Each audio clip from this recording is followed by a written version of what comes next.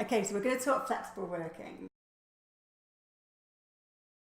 Yep. So this is massive at the moment, and I think actually there's been some really good progress recently, and it's kind of lots of media attention, and there's been some brilliant campaigning done from Mother Pucker. If you've seen her kind of flex appeal. If you've not flash mobbed yet, then check out her website.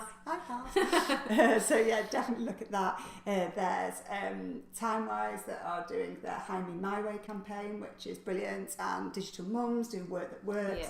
So some really good stuff going on around flexible working, and importantly, flexible working isn't just about going part-time, is it?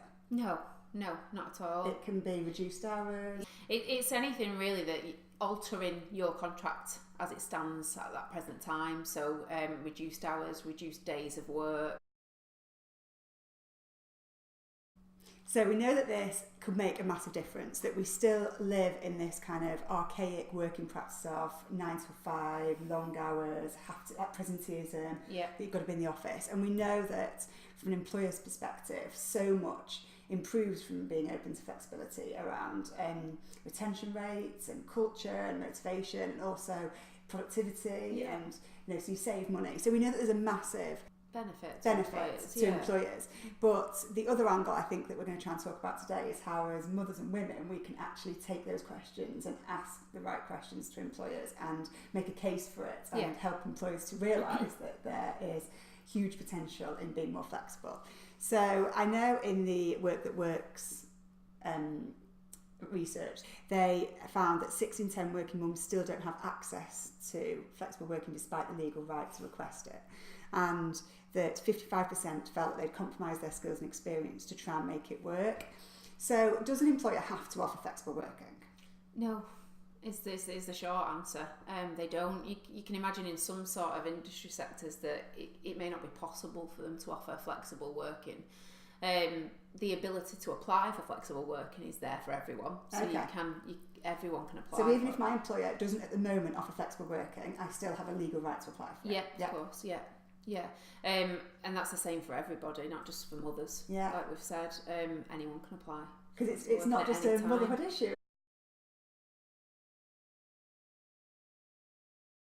So if you're trying to apply for flexible working, if you're wanting to, what are the rules around it? What are the rules around applying? I always say, this is strictly the rules, but I always say this is my own. this is not strictly the rules, but what I always advise people to approach their employer informally first. And there's a number of reasons for that. It could just be agreed quite simply. If your manager is the one on the ground, knows what you're doing, thinks, well, actually, she can work 10 till 3 without any disruption to anybody else, then it can be easily put into place.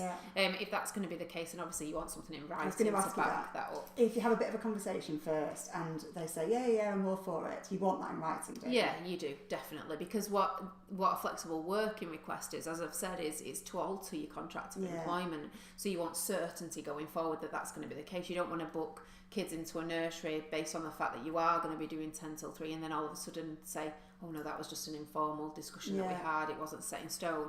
So even if you are going through these informal conversations, these meetings with your bosses, get something in writing. So that's the first thing, that it can be done pretty quickly that way and amicably. It doesn't involve meetings. And the second reason is because you can only submit one flexible working request in any 12-month period.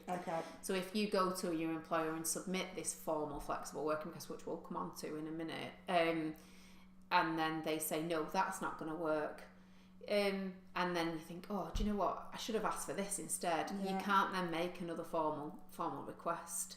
It may be the case that you're still involved in a process which allows you to, provide alternatives to what you've suggested, but then you're departing from what you have asked for. Kind of legal rights of being able to apply once. So that's it. I always say approach them informally so that you don't use up your backstop of the formal request.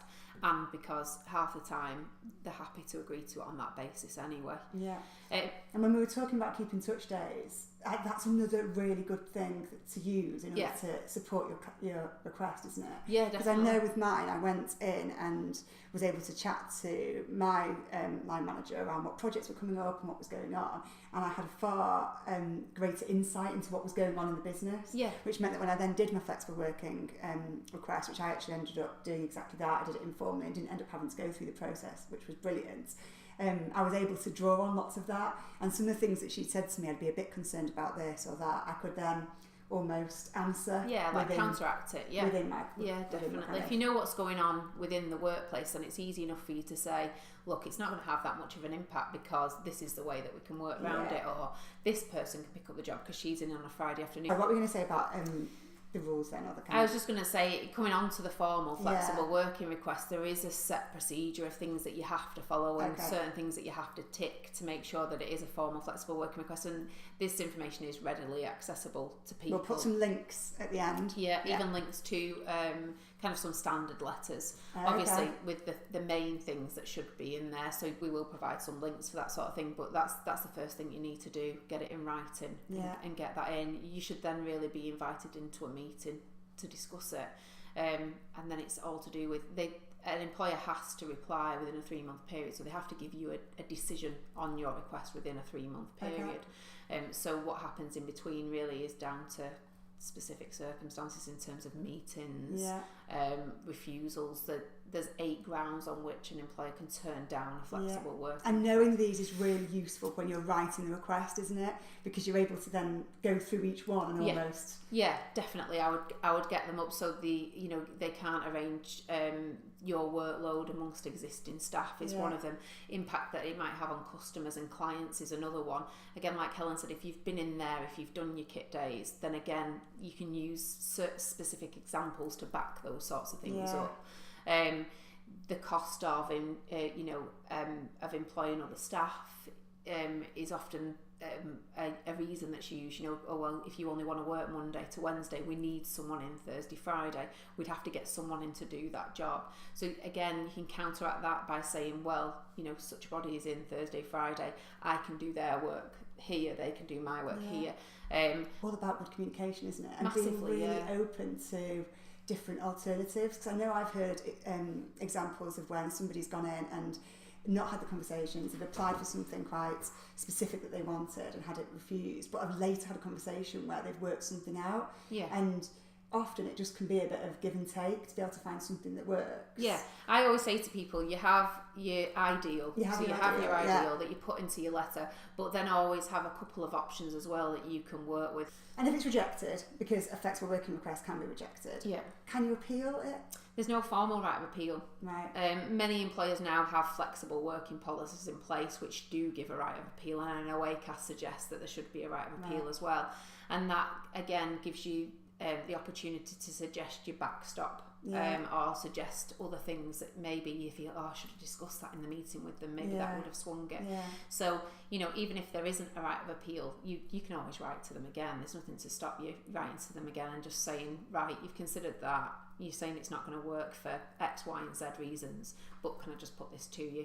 It may be taken as another formal request, that's the problem that you've got, but if you almost address it as an appeal, what have you got to lose? This is true. Okay, so I wanted to touch on shared parental leave, because obviously if we're going to achieve true gender parity, I think we have to take on this kind of shared childcare responsibility. And I know there was a study recently by the Modern Families Index that this year that said that 47% of fathers that they surveyed actually would want to downshift to a less stressful job to be able to balance the demands of work and family life, and just over a third would be willing to take a pay cut for better work-life balance, which I think is indicating a bit of a shift.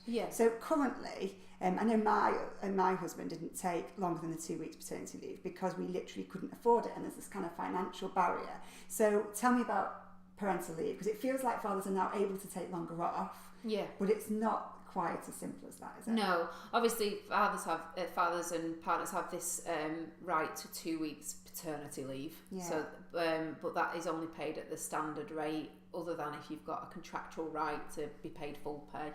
And that needs to be taken in blocks, so you can't just take it a day at a time. It has to be taken in weekly blocks, which it just doesn't work, does it? So I think most partners, I know my husband did, he ended up taking his paternity leave and then had annual leave on the end of it, just to get enough time off with their children. With a new baby.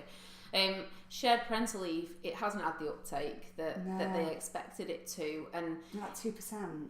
It's absolutely terrible. With shared parental leave, the mother still has to have the first 2 weeks off on maternity leave because they're compulsory. That's 4 weeks if you work in a factory as well. So you have to have that off. And then now there's the ability to share the rest of the leave. In order for a father partner to take the extra part, then a mother has to do what's called curtail her maternity leave. So she has to bring the maternity leave to an end, and the shared parental leave then starts up. And I think one of the reasons that this hasn't been taken up is just because of the hoops you have to jump through. So you have to give 8-week notification of you wanting to take shared parental leave with your partner. Both employers have to be told, because it's very rare that you get 2 people working at the same company. I know you did, but it's very rare that you get that in practice. And then obviously there is what's called continuous leave and discontinuous leave. So it gives you the opportunity to go into work for different periods of time. So right, I'm going to take 3 months off with the baby, then I'm going to go back into work for 3 months, and you can take 3 months off with the baby. Or I'm going to have 6 months off, and then you're going to have 6 months off. So but it's great that it's there. It's brilliant that it's there, and it's brilliant that it's now. It's so much better than it was. I mean, I know it's better than it was 5 years ago when I had our first. And everybody's entitled to apply for flexible working, aren't they? So that includes fathers and partners would have the same rights as mothers to apply for flexible working. And so all the flexible working applications applies to both. Yes, mums, dads, partners, grandparents. Okay. Okay, I've got one more question for you, Danielle, and this is like phew. This is in relation to, I know one of the questions came up to say that I went for an interview and they asked me about my family situation, and it felt like at the end they asked me loads of stuff around how I was going to manage childcare, and then I wasn't surprised that I didn't get the job. What happens if you feel like at interview stage you're being asked around, you're being discriminated against because of your... Well, they're questions that they shouldn't ask, because would they be asking a man that came in how he's going to manage childcare? I very much doubt it. So if you don't subsequently get the job and you feel like that is the reason for it, then you're protected in terms of discrimination, because it's discriminatory treatment. The problem that we always have with those sorts of cases is proving it, because obviously you've got the right to request why you didn't get the job, and they're just going to fabricate a reason as to why. But if you do feel that's the case, and if you do feel like they wouldn't have any other justification for not giving you the role, then that's something that you can pursue. Obviously, you'd be questioning whether or not you want to work for that person anyway, if they have that view. But if you think there's grounds there. And it's the same with, I suppose, because we were saying that actually you could apply for a role, because at the moment there isn't enough jobs out there advertised that are flexible.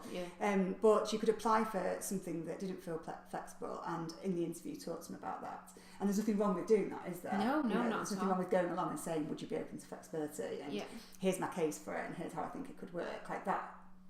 Definitely. Even if after you got the job, people's circumstances change as well, don't they? So you're very, we find that people submit flexible working requests quite soon after starting a job. There's so many different reasons why that would happen. But there is absolutely nothing to stop you discussing that sort of thing, and you shouldn't be treated any less favourable than anyone else that's applying for the job, just because you've asked that question. And even though it feels like, because I know that you might think, oh, but that would completely do me out of getting that job, and therefore maybe shouldn't we ask? But I'm kind of all about that we have to start asking more, and we have to start putting it out there. And so many employers these days are open to it. You very rarely, if you were sat around a table of employers, I would imagine the vast majority of them have part-time staff, have staff that work flexibly, because we've already said there's massive benefits to working with your employees and doing that. So you almost want to find out, you may as well find out right at the outset whether or not that is going to be an issue or not, hadn't you anyway? So I would ask the question. So thank you, Danielle. No problem. For feeling like you've been grilled by Wiping my brow. I've literally asked you question after question. That's been really, really useful. There have been things that I didn't know before I started this, and like I say, I should probably know it because my background's in HR. But some of it's pretty new. Some of it's new, and also there's some quite specific things that kind of don't always come up. So that's been really useful, and we are going to put a load of stuff at the end if you want to get more information.